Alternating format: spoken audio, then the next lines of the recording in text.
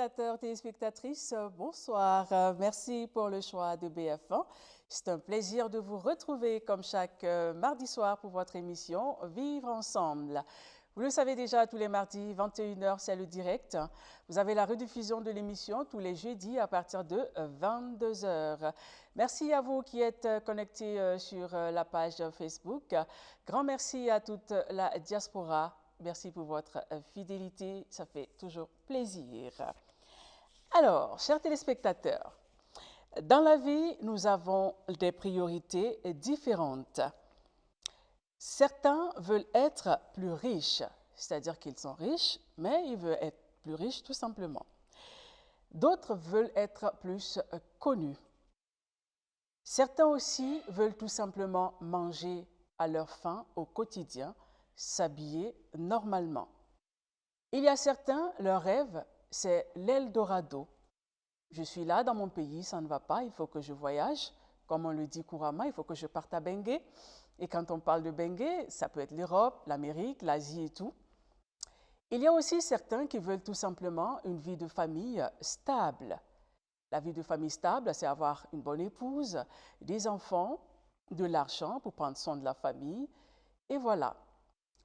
Mais, mesdames, messieurs, pour concrétiser tout cela, il faut de l'argent. Et l'argent est tellement difficile à avoir que même dans tous les pays, il a différents noms. En anglais, on l'appelle money. Chez nous, ici au Burkina Faso, en Morée, on l'appelle ligdi. Dans une autre langue également du Burkina, à savoir le djoula, on l'appelle wari. En fulfulde, le tchèdi. Voilà. Donc, l'argent a beaucoup de surnoms. Alors, mesdames, messieurs, ce qui nous intéresse ce soir, c'est la vie de couple, la question financière dans la vie de couple. Ce soir, nous allons parler des difficultés financières dans le couple. Et pour en parler ce soir, je ne suis pas seule, je suis avec deux conseillers qui sont là pour nous accompagner et nous allons dire bonsoir à ces conseillers. Alors, nous avons sur notre plateau Monsieur Kaboré Lassané, il est gendarme, il est militaire, c'est bien ça, Monsieur Kaboré, militaire.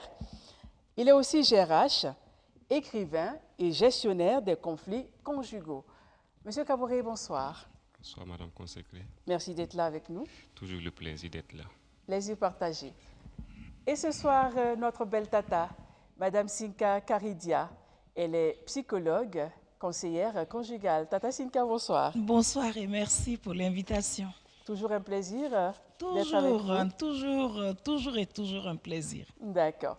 Mais voilà, chers téléspectateurs, si vous êtes bien installés chez vous, eh bien, c'est parti pour l'émission.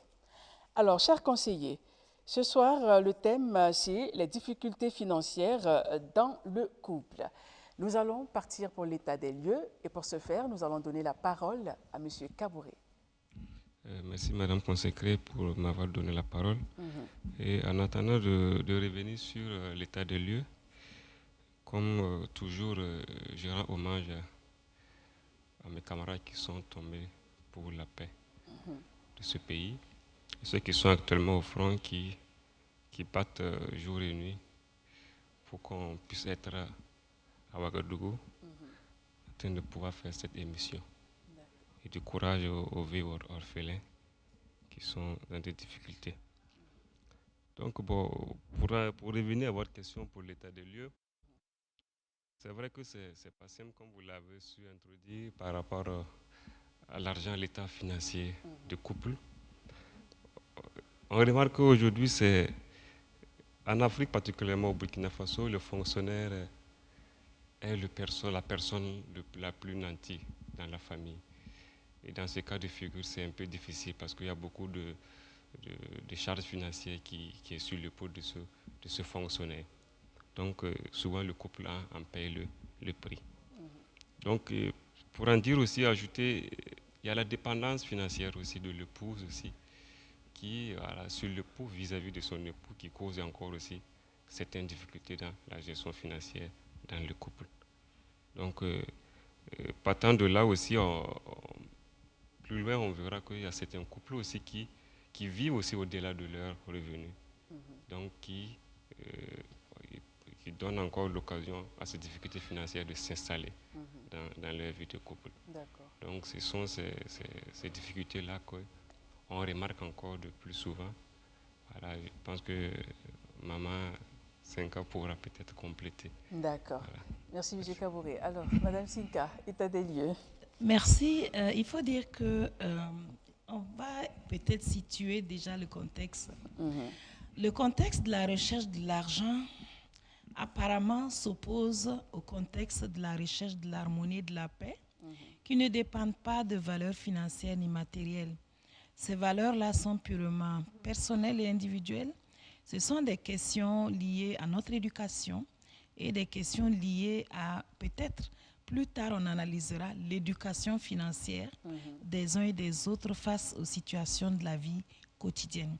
En termes d'état des lieux, je pense qu'on peut analyser peut-être les questions financières globales au niveau du Burkina.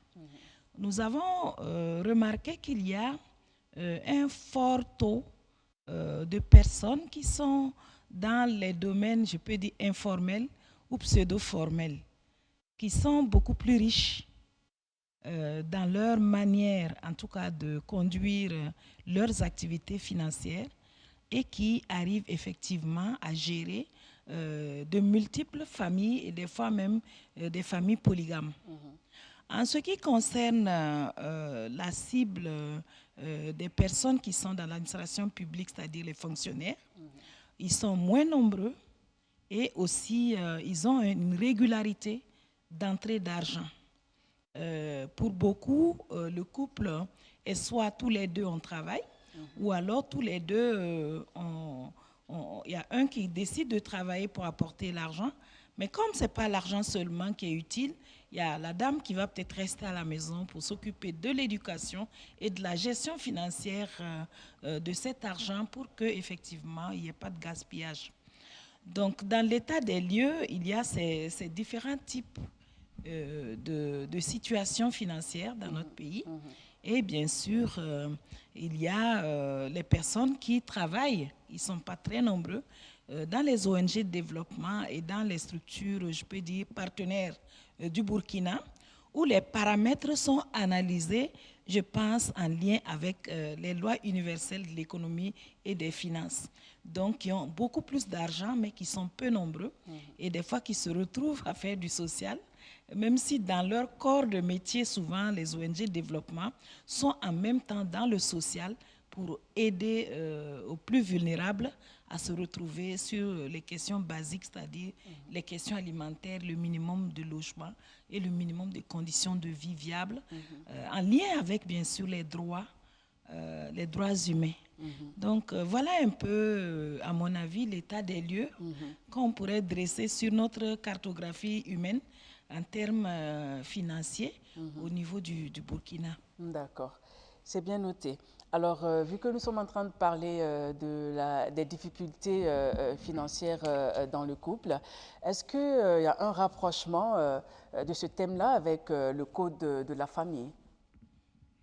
Je pense que le code de la famille, à mon avis, est un élément, je peux dire, juridique.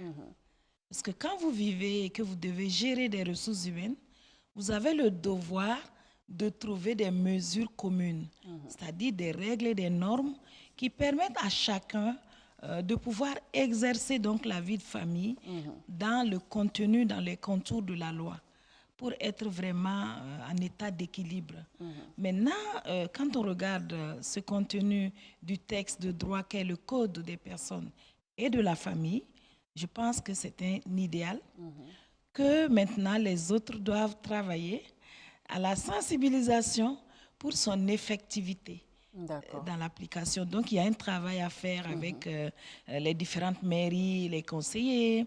Il y a un travail à faire peut-être avec ceux qui sont qui promulguent les lois et qui votent les lois. Il y a aussi, bien sûr, une sensibilisation à faire, à mon avis, à l'endroit des religieux qui dirigent les mosquées, les églises, les lieux de culte, les temples, etc. Donc, cette sensibilisation communautaire doit permettre de faire un rapprochement entre la règle fondamentale de droit au Burkina et son application par les populations grâce à ces leaders, je peux dire, religieux et sociaux, y compris les coutumiers, qui également doivent voir dans quelle mesure contribuer à ce que cette loi fondamentale de la vie des familles soit effective. D'accord. Alors, Monsieur Kaboré, dans l'état des lieux, vous avez parlé du fonctionnaire. Vous aviez dit que le fonctionnaire est considéré comme le plus nanti dans la famille, ici au Burkina Faso. Voilà. Donc, pourquoi vous dites cela? Et puis, quand on est aîné et qu'on est fonctionnaire dans une famille, quelles sont les difficultés? Bon, si je dis cela, c'est parce que c'est parti d'un constat. Parce que je peux prendre l'exemple même sur moi-même, parce que en étant le premier fonctionnaire de la famille, on compte sur vous, il y a beaucoup de choses que vous devrez faire. Voilà, donc c'est une réussite certes, mais elle est un peu difficile vis-à-vis de ce qui vous attend comme charge. Donc c'est pour cela que je parle, nous sommes au Burkina, tantôt je l'ai dit, on ne peut pas dire que tous les villages comptent sur vous. Mais 1, 2, 3, mon enfant qui est à Ouagadougou, qui travaille, les parents ne cherchent même pas à savoir est-ce que mon enfant, qu'est-ce qu'il fait. Souvent, il peut savoir ce qu'il fait, mais il ne sait même pas le salaire qu'il touche par mois. Voilà, donc, ne connaissant pas le montant de son salaire, voilà, on croit que non, voilà, il peut tout faire pour tout ce qu'il demande, il peut tout donner. Donc, souvent, ce n'est pas évident. Voilà, il y a des frères aussi qui comptent sur les grands frères. Si on est aîné, comme vous l'avez dit tantôt, qui devient encore une lourde charge, il faut amener les petits frères à réussir, à payer l'école. Et quand déjà le grand frère, en tant qu'aîné de la famille, travaille déjà, il y a certains parents qui se désengagent vis-à-vis de certaines charges familiales. Donc le grand frère est obligé de supporter les frères, les petits frères, et payer les factures. Voilà, donc c'est ça qui cause un peu problème. Et au-delà de ça, il veut fonder une famille. Ça, c'est encore un dilemme, si on peut le dire ainsi, parce que conjuguer la vie de couple et la charge familiale, grande famille, souvent, c'est pas évident. Voilà, donc il faut la communication, il faut échanger pour faire comprendre aux parents, aux frères, que voilà, effectivement, dans cette situation financière que je vis, ou je suis en train de construire une famille, il y a certaines choses quand même qui vont changer. D'accord. Alors, Madame Sinka, je reste sur sa position pour vous poser cette question en tant que psychologue, parce que je me dis qu'il y a beaucoup de téléspectateurs qui sont dans ce cas-là et qui sont fonctionnaires et dans la famille, et surtout qui sont des aînés et qui ont cette pression-là d'être l'aîné et d'être fonctionnaire et que, sur qui la famille compte. Est-ce que déjà ça ne joue pas sur la psychologie? Oui, en réalité, lorsqu'on est stressé par des demandes, quelles que soient les demandes, que ce soit des demandes financières, ou si on est beaucoup acculé par des gens qui ont besoin de choses chez vous, vous allez être stressé. Ce stress existe effectivement chez les aînés et chez les responsables des familles. Mais en réalité, il y a une manière de faire qui peut psychologiquement nous permettre de transférer la connaissance que nous avons acquise, qui a fait de nous une personne peut-être atypique, qui a le courage de travailler et de servir aussi. Donc, si nos frères et sœurs acceptent humblement de travailler également et de servir, nous allons nous comprendre et nous allons peut-être soulager les uns les autres. Toujours est-il que lorsque vous aidez quelqu'un avec de l'argent, vous le faites consommer. Il devient un consommateur. Mais si vous faites de cette personne une personne plutôt alerte, qui connaît les mécanismes, comment s'en sortir sur le plan du développement personnel, mais ensuite sur le plan technique, technique de créativité, de création ou de production, à ce moment, la personne devient un très bon partenaire et les aînés et les responsables des familles devraient travailler à ce que tout le monde se mette au travail. D'accord. Mais est-ce que déjà les parents ne doivent pas aller doucement avec les enfants qui sont déjà fonctionnaires dans la famille par rapport aux dépenses, aux questions financières et tout? Parce qu'ailleurs, on ne va pas donner de nom, mais ailleurs, quand un enfant travaille, il a un salaire, ce n'est pas les questions de dépenses la priorité de la famille. C'est déjà être heureux en tant que parent de voir son enfant réussir. pouvoir manger à la fin du mois avec sa propre famille. Et il ne pense pas immédiatement à demander de l'argent, le soutien et tout. Mais ici en Afrique, on a cette pression-là de, voilà, tout le temps voir derrière nous, devant nous, à côté, à droite. Bon, l'autonomie financière n'est pas la chose la mieux partagée sous nos cieux. Et souvent, les personnes qui nous gouvernent n'arrivent pas à créer une vision suffisamment claire pour résorber, je peux dire, le chômage. Amener des gens nombreux à se mettre au boulot, c'est une habitude qui se crée dans les familles et après dans la société entière. Donc, il y a un travail véritable social de sensibilisation à faire pour que les parents comprennent que ceux qui ont été obéissants et qui ont pris des automatismes de travail, des automatismes de bienveillance et d'entraide ont également des charges dans leur famille nucléaire et ont le devoir en fait d'être prises en compte dans la stratégie générale. Et donc, si on arrive à travailler de sorte à ce que les valeurs immatérielles de soutien mutuel s'augmentent, les gens seront plus heureux et à moindre coût. Mais maintenant, c'est un travail de gestion des ressources humaines à un haut niveau qui demande une bonne planification et également un suivi évaluation pour que lorsqu'on a des difficultés, que nous puissions effectivement nous préparer à rebondir en allant tenir compte justement des difficultés de terrain que nous avons rencontrées. Mais comme M. Kaboré l'a dit, en Afrique, nous sommes beaucoup plus enclins à agir et à partager, beaucoup plus qu'à réfléchir et à planifier pour bien asseoir des solutions durables. Donc ça va être peut-être un débat au niveau national, si je peux le dire, pour que nous puissions entrevoir comment nous pouvons faire des options pour le durable avec des visions claires qui soient soutenues par les gouvernants et que ces visions-là soient issues de la communauté pour que cela soit partagé. D'accord. Et dire aussi que l'autonomie financière, elle est très, très importante Absolument. dans les familles. Quand tout le monde est Absolument. autonome, on arrive à avancer, à développer bien les choses. Je vais vous prendre un exemple. Je connais par exemple une famille où l'aîné a décidé de ne pas subir seul les difficultés financières de la famille. Bon, 2 000 francs par mois, chacun cotise. Imaginez 2 000 francs en 20 ans. Quand il n'y a pas de problème grave, ils ont toujours une cagnotte d'argent chez eux. Mais c'est des mécanismes qu'il faut instaurer dans les familles. Personne ne viendra instaurer ça pour vous, mais c'est à vous de voir comment vous pouvez le faire. Si vous êtes environ 25 personnes, ça veut dire que chaque année, vous pouvez financer un projet à hauteur de millions. Mais en réalité, les gens ne sont pas solidaires et ne comprennent pas l'entraide. On veut épuiser la source qui donne et souvent, on ne peut pas créer de la richesse en dehors ou fructifier la richesse qu'on a avec nous. D'accord. Mais tout cela a besoin d'être planifié et réfléchi communautairement pour que nous puissions être heureux ensemble. Parce que c'est vivre ensemble. C'est le vivre ensemble.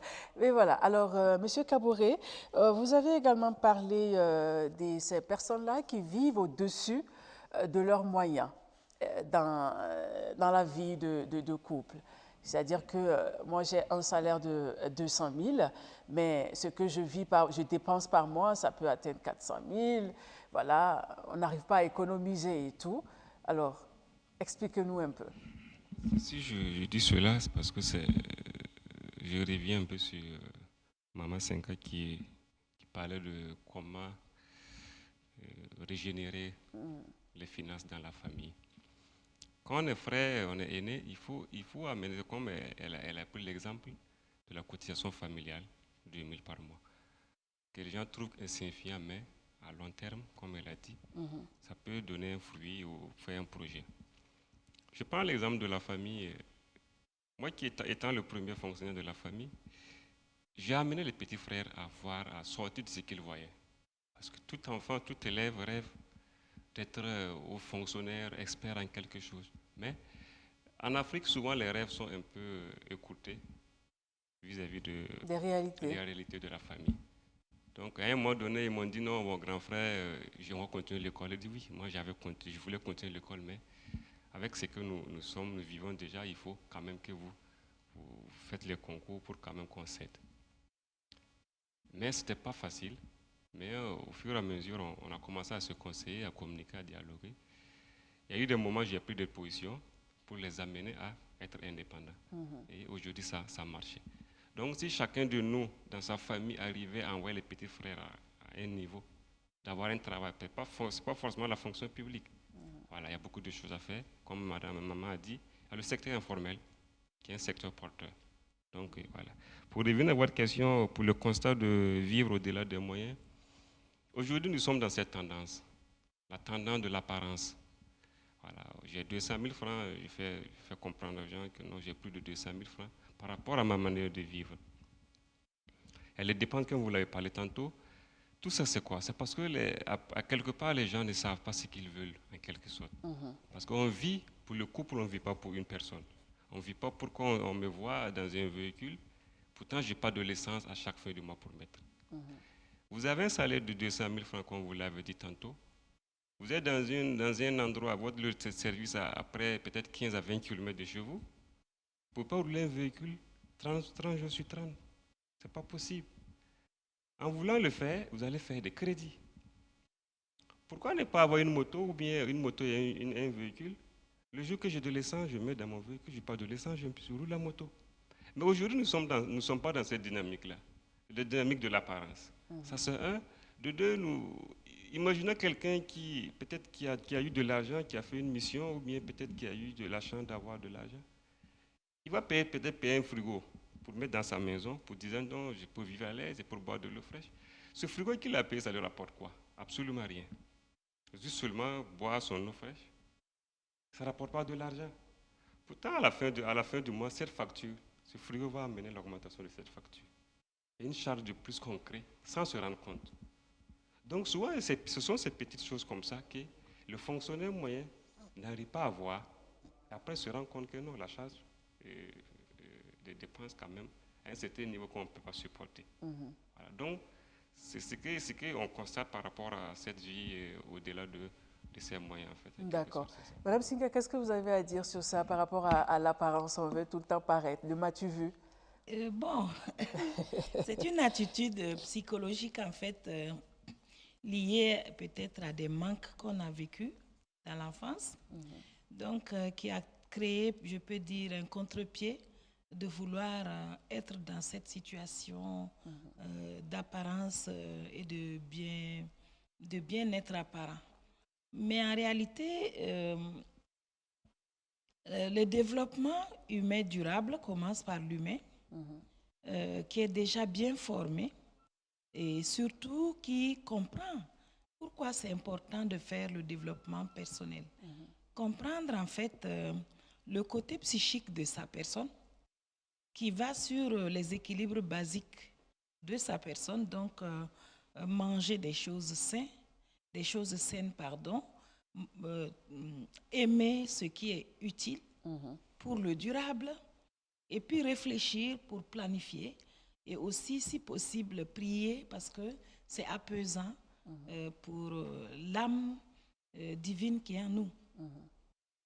Donc, l'humain qui s'engage justement à ce développement devient lui-même capable de vivre, je peux dire, entre griffes d'amour et d'eau fraîche, et du minimum basique. Tout en lavant correctement les quelques habits qu'il a, proprement, pour les porter. Voilà. Et maintenant, participer à la vie quotidienne en apportant sa pierre dans des partenariats gagnant-gagnant. Donc ça, c'est un état d'esprit et une qualité humaine qu'on est devenu. Et là, on est déjà un bon socle pour le durable. Imaginez qu'on multiplie des personnes capables d'être suffisamment résilientes pour vivre sur le basique et toujours être prêt à apporter sa pierre. Nous allons avoir un socle humain plus heureux, avec une solidarité naturelle et une capacité d'entraide. Combien de personnes prennent leur véhicule, on les voit qui circulent seuls pour aller dans la même direction à la même réunion. Alors qu'ils savent qu'ils vont tous être à la même réunion, mais ils peuvent se faire des groupes et puis économiser. Et on dit souvent qu'il y a ces personnes-là qui gardent des grosses véhicules, qui mettent l'essence, mais qui laissent leurs pièces d'identité, en fait, pour pouvoir revenir après. Donc, il y a effectivement des situations sociales d'apparence, mais nous avons intérêt à commencer à travailler, à asseoir un socle humain qui nous stabilise et qui nous évite de céder à des émotions, je peux dire, de mode. D'effets de mode. D'accord. Alors, Mme Sinka, pour les couples qui nous suivent ce soir, vu que c'est la question de la difficulté financière dans le couple, alors, pourquoi ne pas s'asseoir, le couple, chaque fin du mois, voilà, monsieur vient, madame, voici mon salaire, 300 000, il dépose sur la table. Madame, 200 000 ou 400 000, elle dépose sur la table. On met ensemble et on partage les dépenses. C'est-à-dire qu'on fait toutes les priorités de la maison. Et si ça reste 5 000 francs pour monsieur pour sa bière ou son poisson, il empoche. S'il reste également pour madame, elle empoche. Mais ce qui est sûr, la famille est en sécurité. Et on peut parler tout simplement du bien commun. Et si on faisait ça? Oui, mais en réalité, les gens ne se marient pas forcément par bien commun. Beaucoup de nos concitoyens se marient par bien séparés parce qu'ils ont la certitude que quelqu'un est peut-être là comme quelqu'un qui va finir leur argent. Ou alors que quelqu'un n'a peut-être pas la possibilité de créer de l'argent, mais qui est un bon consommateur et qui a beaucoup de projets à réaliser et qui souhaite que tous ces projets voient le jour dans le cadre de l'argent de l'autre. Donc, c'est pour vous dire en réalité qu'il y a aussi des couples polygames où effectivement, cette gestion telle que vous l'avez décrite est purement idéale, mais demande une bonne communication et une capacité d'altruisme, c'est-à-dire de faire le bien réel et durable par amour vrai. Ça, c'est assez rare sous nos cieux. Donc, je ne vous coupe pas, mais quand vous dites par amour vrai, ça veut dire que si moi, mon homme, il ne me montre pas son salaire, et il ne veut pas qu'on mette dans le même panier, il n'a pas de l'amour vrai envers moi. Non, ce que je suis en train d'essayer de vous faire comprendre, c'est que les questions financières sont des questions subsidiaires à la qualité du lien. Quand des personnes vivent ensemble, il faut d'abord cultiver la paix entre nous, l'entente entre nous, la compréhension entre nous, l'entraide entre nous, que ça soit tangible, ou devant une situation difficile comme un cas de maladie, ou une détresse morale, ou des problèmes professionnels qu'on a eus et qu'on partage. Ce type d'entraide n'a rien à voir avec l'entraide sur le plan financier. Sur le plan financier en général, on s'accorde sur le basique des dépenses et on travaille à ce que effectivement on ait les résultats sur le plan mensuel.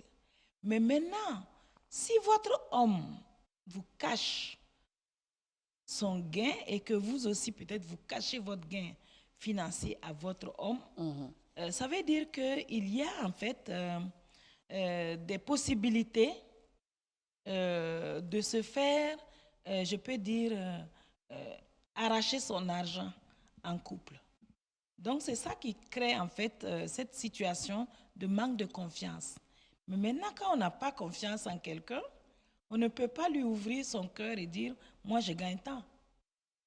Et si par expérience ou par habitude, on se rend compte que chaque fois qu'on dit « j'ai tant de francs », l'autre vous arrache tout votre argent, ça crée en fait un déficit et dans votre planification peut-être. Donc il y a un travail à faire, d'abord à faire un socle de confiance, à faire un socle d'entraide mutuelle et de générosité naturelle. Et ça demande une bonne préparation au mariage. D'accord. Nous allons donner tous ces conseils-là au niveau de l'idéal. Déjà, Monsieur Kaboré, est-ce que vous êtes d'accord? Vous êtes homme, est-ce que vous êtes d'accord de montrer votre salaire à madame chaque fin du mois, mettre dans le même panier, faire les dépenses ensemble pour éviter les difficultés financières? Oh, bah, c'est pas une question de d'accord ou pas. C'est une question, comme maman a dit, c'est une question d'idéal. Donc, et quand on se lance dans ce mariage, c'est l'idéal qu'on recherche en fait. Voilà. C'est ça qui est Mais est-ce que vous allez accepter faire cela? Moi, je ne trouve pas un problème par rapport à cela. Parce que pour moi, aimer, c'est mettre en commun toutes les choses, y compris l'argent. L'amour, c'est ça, c'est mettre tout ensemble. Si vous décidez de vivre ensemble, il faut mettre tout en commun ensemble. Sinon, c'est compliqué. Donc, il n'y a pas de raison que je trouve, comme Madame Maman a dit, le manque de confiance, ça dépend peut-être du comportement du monsieur ou de la femme. Sinon, en se mariant, c'est parce qu'on a confiance à l'un à l'autre qu'on se marie. Maintenant, après, au fur et à mesure, peut-être, il y a des comportements, des caractères qui vont naître, peut-être qui va diminuer ce manque de confiance-là. Sinon, je ne trouve pas un problème. Parce que d'autant même, je peux dire que je le fais. Voilà, et quand la dame connaît déjà ce que vous touchez par mois, ça évite même certains problèmes. Parce qu'elle connaît la capacité financière de son mari, elle ne peut pas aller au-delà de ce qu'elle va demander. Voilà. Maintenant, si on reste dans la cachotterie et madame ne connaît pas mon salaire, elle vous demandera aussi des choses aussi que peut-être à un moment donné, si vous n'avez pas pu lui donner, il faut l'expliquer pourquoi. En ce moment, ce n'est pas certain qu'elle va vous comprendre. Voilà. Donc, c'est la même chose chez la dame. Même si on revient sur le cours des personnes de la famille, c'est même écrit un article qui stipule cela. Voilà. Les dépenses financières et les dépenses familiales, c'est pour les deux époux, c'est pour les deux, l'épouse et l'épouse. C'est après ces dépenses familiales maintenant que chacun peut disposer de son argent, comme monsieur doit, comme vous l'avez dit. Après les dépenses, ça reste 5 000 francs, le monsieur prend, ça reste 1 000 francs aussi, madame prend. Ce que ça veut dire exactement le couple. Et ça c'est vraiment l'amour vrai, quoi. Un homme qui accepte faire les dépenses avec madame, montrer son salaire et il lui reste 1 000 francs dans sa poche. Hein. Ça dit qu'il a travaillé, c'est son argent, c'est son salaire, mais après les dépenses, il lui reste 1 000 francs et il accepte d'empocher par amour. Voilà, ça c'est le vrai amour, n'est-ce pas, Tata Sinka? Ça veut dire que la personne a compris la valeur immatérielle de l'amour, qui est paix, qui est confiance et qui est soutien tangible. Par exemple, quelqu'un qui prie pour vous chaque jour pour votre succès, vous ne pouvez pas monnayer cela. Quelqu'un qui vous donne beaucoup de bénédictions chaque jour, vous ne pouvez pas monnayer tout ça.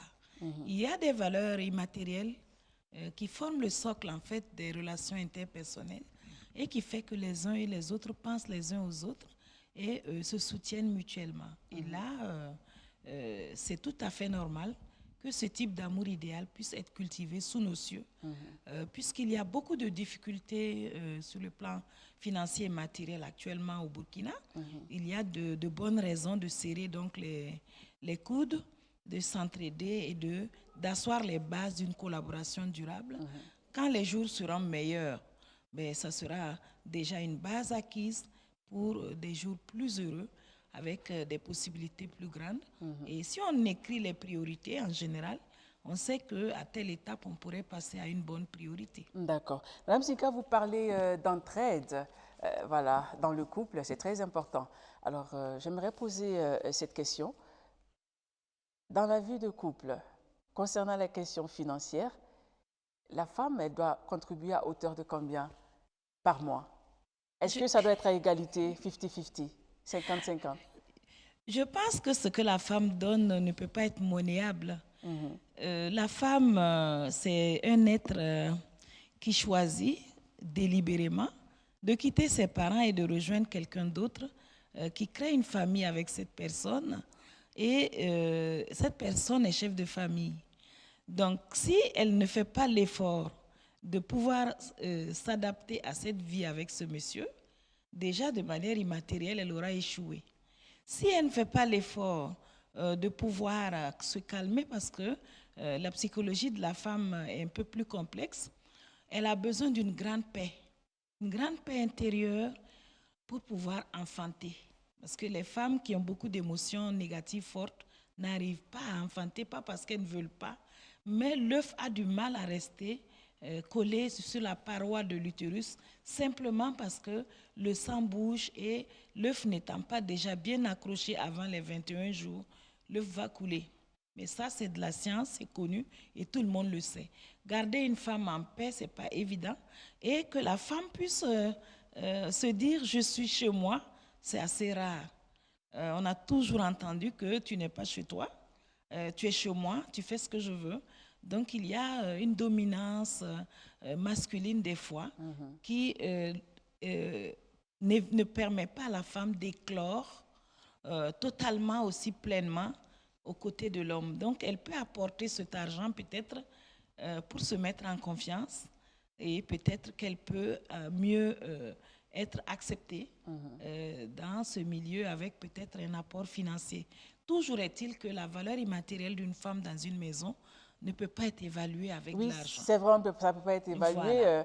Voilà. Donc, combien elle va apporter, je ne pense pas que combien elle va apporter doit être peut-être soumis à leur discussion en interne.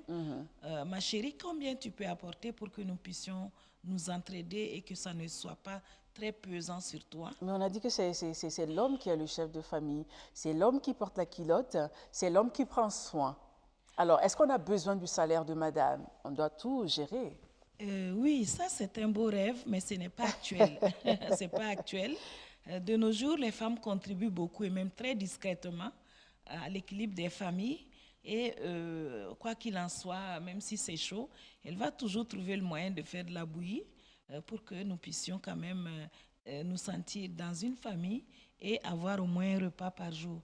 Donc, il y a cette créativité naturelle que Dieu a mis en la femme qui ne peut pas en fait être comparée à l'assiduité d'action d'un homme toujours régulier et toujours prêt en fait à aller dans les choses stables et équilibrées telles qu'il l'a conçu et telles qu'il le souhaite dans son espace de vie. Maintenant, nos espaces de base de vie doivent être des espaces suffisamment, je peux dire, démocratiques pour faciliter le dialogue et la coopération entre les membres de la famille pour que chacun puisse apporter selon ses moyens, selon ses possibilités. D'accord. Alors, M. Kabouré, Mme Sinka vient de parler de la paix intérieure de la femme. Voilà, la femme, elle doit être en paix dans son foyer, se sentir chez elle et tout. Alors, pour cette paix-là, vous, en tant qu'homme, est-ce que ça ne serait pas bien de dire Madame, c'est vrai, tu travailles à la fin du mois, tu as un salaire, mais ne fais rien, je m'occupe de tout, ton salaire c'est pour toi, c'est pour ton plaisir. Voilà, ça aussi, ça apporte une paix intérieure chez la femme. Oui, bon, mais ce n'est pas une évidence. Ce n'est pas parce que madame ne dépense pas dans la famille qu'elle aura cette paix. Cette paix, ça se cultive, ça s'installe. Voilà, donc, d'ailleurs, la réussite du foyer, dans le pays, moi aussi, ça repose sur les épaules de la femme. Quand le couple, le foyer a réussi, c'est la femme. Et en pays, moi aussi, on dit quoi? Par la yiri. Et par la zaka, plutôt par la zaka. Donc, ça veut dire quoi? On ne peut pas dire, tantôt comme maman a dit, tu es chez moi. Non. Chez vous, il n'y a plus de chez moi dedans qui tiennent en fait. C'est le nous qui doit tenir, il n'y a pas de chez moi qui tienne. Je ne peux pas quitter chez mes parents, venir vivre ensemble, et mon mari me dit que non, tu es chez moi. Non. Voilà. Donc, dans ce cas de figure, je peux dire qu'on ne peut pas d'ores et déjà dire à la femme de ne pas participer aux dépenses familiales. D'autant qu'elle le fait sans même qu'on lui demande. Voilà. Parce qu'il y a certaines dépenses quand vous arrivez. L'homme, quand nous arrivons à la maison, il y a certaines choses qui sont faites. Nous posons la question, comment elle arrive à faire cela? On arrive à boire la bouillie, peut-être on n'a pas donné l'argent de la bouillie.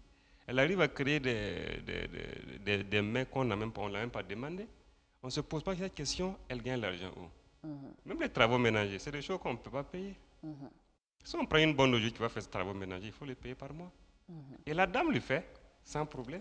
Donc, elle contribue d'une manière ou d'une autre à cet équilibre familial en matière de dépenses financières. D'accord. Voilà. Donc, c'est pour dire cela, elle ne peut pas dire qu'il faut que madame donne 50-50, non.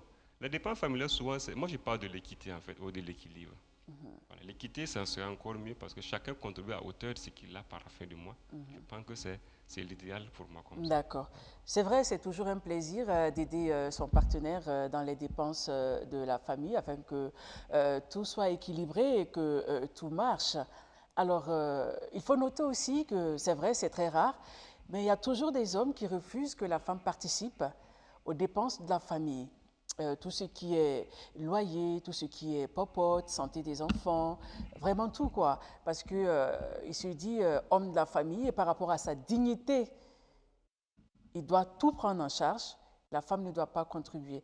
Madame Sinka, qu'est-ce que vous avez à dire sur ça? Est-ce qu'on peut parler de plan culturel dans ce sens-là? Oui, en général, dans nos cultures et nos traditions, il y a un fort pourcentage d'hommes qui estiment que ils doivent tout prendre en charge. Mais en réalité, dans les villages, ce qu'on constate, c'est que ce sont les femmes qui sont à l'œuvre. Les hommes vont travailler peut-être pour renflouer les greniers, mais les femmes vont travailler pour avoir les condiments, c'est-à-dire la maraîchère-culture à côté. Elles vont travailler ensemble avec d'autres femmes pour avoir le beurre de karité. Elles vont travailler avec d'autres femmes pour avoir le sumbala. Parce qu'elles se disent que le côté sauce dépendra peut-être d'elles et on leur donne des choses qu'elles transforment en de meilleures choses et qu'on peut effectivement consommer. Donc, ce travail de don de soi, d'engagement que les femmes ont, fait que beaucoup d'hommes vont travailler peut-être 6 mois dans les villages, alors que les femmes vont travailler toute l'année et non-stop, parce qu'elles sont toujours en train de voir quelle solution on va avoir devant telle ou telle situation qui risque de venir. Elles doivent réfléchir à anticiper, parce que, bon, comme on n'a pas suffisamment de ressources, mais que nous sommes quand même dans l'entente et l'harmonie, on s'entraide avec les autres amis ou les autres parents. Des fois, la femme va même chercher à manger dans sa famille d'origine, mais discrètement, parce qu'elle et ses enfants ont besoin effectivement d'un minimum basique pour avancer. Donc, la vie telle qu'elle se dessine est en fait une capacité d'analyse de tous ces détails-là, si on veut effectivement créer des conditions viables et favorables pour tous. D'accord. Donc, on a intérêt justement à tenir compte de toutes ces disparités et à rendre fonctionnelles nos familles, que ce soit en ville ou en campagne, qu'on puisse effectivement s'entendre. Parce que comme je l'ai dit dans d'autres émissions, à partir du moment où on s'entend, même si je me sens, je peux dire, privée de certaines libertés et que je consens volontairement, il n'y a pas de problème. C'est quand on se plaint que ça devient un problème et quand la plainte arrive sur la place publique, je veux dire devant les juridictions, que la plainte est vraiment enregistrée comme plainte. Mais quand on se plaint auprès de l'entourage, l'entourage ne peut pas résoudre le problème. C'est à l'homme et à la femme de discuter franchement pour trouver ensemble les solutions idoines pour que l'ensemble de la famille puisse trouver une sortie heureuse. D'accord. Il y a un autre volet également qui met beaucoup les couples en difficulté financière. Il s'agit du social. Alors, chaque week-end, il faut saluer des mariages, il faut saluer les baptêmes. Voilà. Il y a beaucoup de choses, en tout cas, au niveau social. Il faut beaucoup dépenser. Alors, est-ce qu'il faut penser à réduire la vie sociale et prioriser sa vie de couple, sa vie de famille avec les enfants pour pouvoir être à l'abri des difficultés financières? Bon, je pense qu'au niveau des questions sociales, bon, il y a quand même certaines questions sociales qui peuvent être analysées avec un peu de temps et un peu de recul. Quand, par exemple, il y a eu un décès et que vous n'avez pas pu aller en temps, à tout moment, vous pouvez aller saluer et au moment où le plus utile pour vous ou possible pour vous. Quand il y a, par exemple, un malade, la personne la plus proche du malade doit immédiatement prendre soin du malade et évaluer avec le médecin si effectivement il n'y a pas trop de risques et subvenir immédiatement à des dépenses basiques et immédiates. Quand c'est comme ça, on ne peut pas attendre. Mais quand il s'agit de mariage et de baptême d'enfants, en général, on a tout le temps pour apporter sa pierre à une étape ou à une autre. Et même si les gens font la fête, parce que le jour du baptême, c'est tel jour, ou le mariage, c'est tel jour, vous pouvez attendre le moment le plus opportun pour vous, d'aller discrètement apporter votre contribution et surtout, si possible, trouver le temps de donner quelques conseils aux mariés ou alors de donner quelques bénédictions à l'enfant qui vient de naître parce que si l'enfant reçoit la bénédiction de Dieu et la bénédiction des humains, l'enfant réussira sa vie. Mais ce sont des valeurs toujours immatérielles qui dépendent en fait de notre simple bonne volonté de le faire. D'accord, donc il ne faut pas tout le temps être prompt à réagir par rapport aux festivités. On a toujours le temps et surtout voir. Parce que déjà, quand on a planifié une dépense pour la vie de couple et qu'on vient nous annoncer un mariage, on enlève l'argent là où on a planifié pour aller saluer le mariage. Là, ce n'est pas normal. On peut attendre au moment opportun, quand on aura l'argent qui est pour ça, allez le faire. Oui, nous avons parlé tantôt de soigner les apparences, qui est une des modes de notre époque. Je pense que c'est surtout suivre la mode là qui pose problème. Sinon, construire les bases d'un développement heureux avec une épouse et des enfants, c'est des choses qui doivent venir dans la communication et on doit instaurer cela et même pouvoir faire un peu d'épargne pour en cas de cas. Et ça existe dans certaines gestions, dans certaines familles. D'accord. On est un peu pris par le temps, donc nous allons partir sur l'idéal avec des conseils. Alors, pour éviter les difficultés financières dans le couple, c'est quoi l'idéal? Avant de répondre à cette question, je veux rebondir un peu ce que maman a dit. Par rapport aux les cas sociaux, on ne peut pas en finir. Les cas sociaux, nous sommes en Afrique, chaque jour avec son cas social. Est-ce qu'il faut le faire autant? Ou il faut le faire, comme maman a dit, au moment qu'on pourra le faire. Voilà. Donc c'est ça souvent la question qu'on ne se pose pas. Donc on veut tout de suite réagir parce que le cas social se présente. En cas de maladie, oui, mais en cas de mariage ou en cas de décès, on a tout le temps de pouvoir les saluer ou faire ce que nous pouvons faire. Pour des conseils qu'on peut donner souvent par rapport à ces difficultés financières dans le couple, il faut peut-être chercher à cibler le problème. Quel est le problème que nous avons pour ces difficultés financières? Si vous avez déjà ciblé le problème, il faut peut-être faire un budget familial qu'on peut le faire pour survenir à certaines difficultés et réduire aussi les dépenses. Certaines dépenses qui sont inutiles, il faut être plus rationnel dans les dépenses que vous faites dans le couple. Il y a aussi le volet l'endettement. Aujourd'hui, on a tendance à payer tout à crédit, ce qui ne favorise pas aussi à la résolution de ces difficultés financières. Il faut essayer le tout possible payer au comptant, ça qui est encore plus facile. Et la possibilité aussi, on pourra aussi demander aussi s'il y a la possibilité d'augmenter les revenus. Pour certaines personnes, on peut le faire. On peut dire que certains profils en fonction des fonctionnaires qui ne peuvent pas faire des activités lucratives parce que leurs fonctions les interdisent. Ceux qui n'ont pas ces interdictions peuvent quand même demander à augmenter ses revenus financiers. Financiers plutôt par rapport à cela. Et encore déterminer des objectifs communs en matière de dépenses financières. Si vous avez des objectifs communs en matière de dépenses financières, ça peut encore réduire ces difficultés-là. À savoir qu'est-ce que madame veut, qu'est-ce que monsieur veut. Et ensemble, vous discutez, est-ce que cet achat de cet objet-là, ou ce qu'on va faire, est-ce que ça ne va pas nuire à nos finances?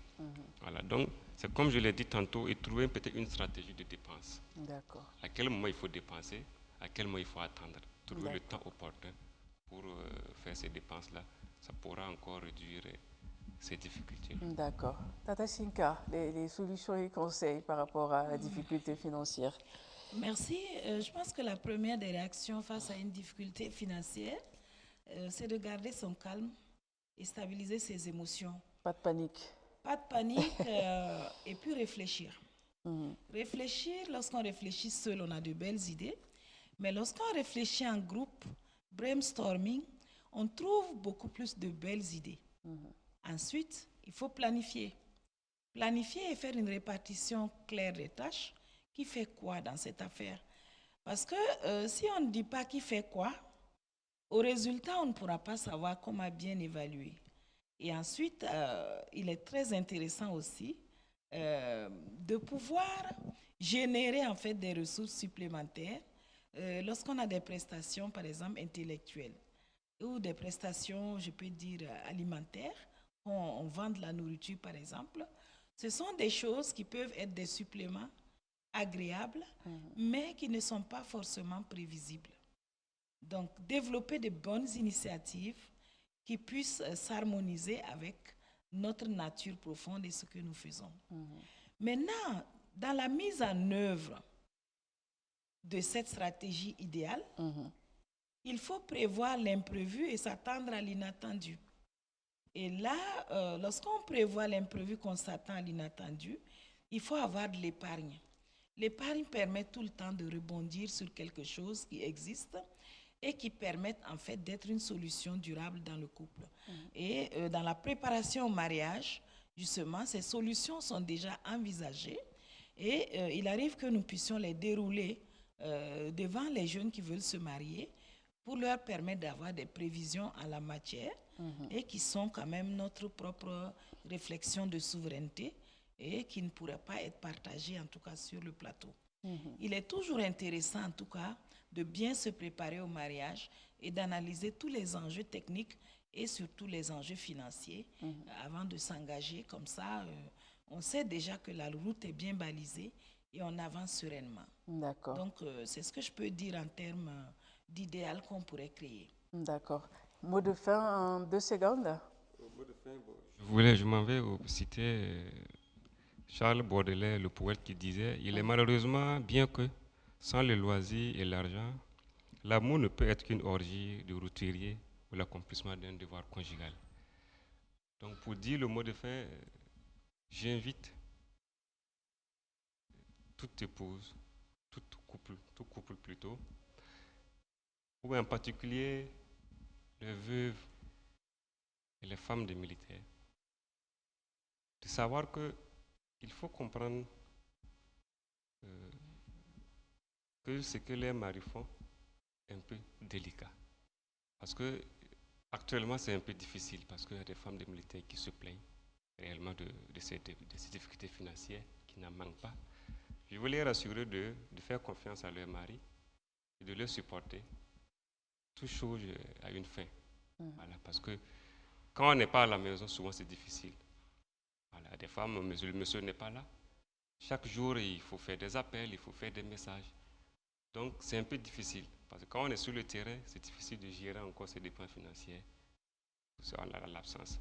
J'invite encore à mes camarades quand même de mettre tous les moyens possibles pour que les épouses puissent être indépendantes financièrement pendant les absences, pour avoir le cœur tranquille, pour pouvoir faire le devoir qui est le nôtre. D'accord. Voilà. Merci beaucoup, M. Kabouré. Madame Sinka, mot de fin. Je voudrais dire merci pour ce thème. Merci à la télé BF1 également. Merci à M. Kabouré. Ce que je peux dire, c'est qu'il y a un besoin véritable de recherche de connaissances et de sagesse en matière de gestion et de gestion financière. Parce qu'il y a la gestion de sa vie et de ses émotions et de ses élans personnels. Il y a la gestion également des choses extérieures à nous qui demandent une bonne communication. Et j'invite les couples à bien communiquer et à faire de très bons choix et de très bonnes options, éventuellement, à manger les nourritures qui sont abondantes de saison. Comme ça, ça devient très facile à s'adapter sur le plan financier. D'accord. Merci beaucoup, Madame Sinka. Oui, très rapidement. Quelques secondes. Et dis à Maman Sinka que c'est vraiment un honneur de partager le plateau avec elle pour ses expériences. Et voilà, il remercie encore à BF1 et toute la hiérarchie militaire qui m'a permis d'être là ce soir. D'accord. Merci. Merci. Alors, chers téléspectateurs, on va s'arrêter là pour vivre ensemble. On va se donner rendez-vous mardi prochain, Inch'Allah, pour un autre numéro. Alors, si vous avez besoin de M. Kabouré, vous composez le 71 08 50 45, 71 08 50 45. Si c'est Mme Sinka, vous composez le 70 25 86 93, 70 25 86 93. On vous souhaite une très bonne suite de programmes sur la chaîne Au cœur de nos défis. Au revoir et à mardi prochain.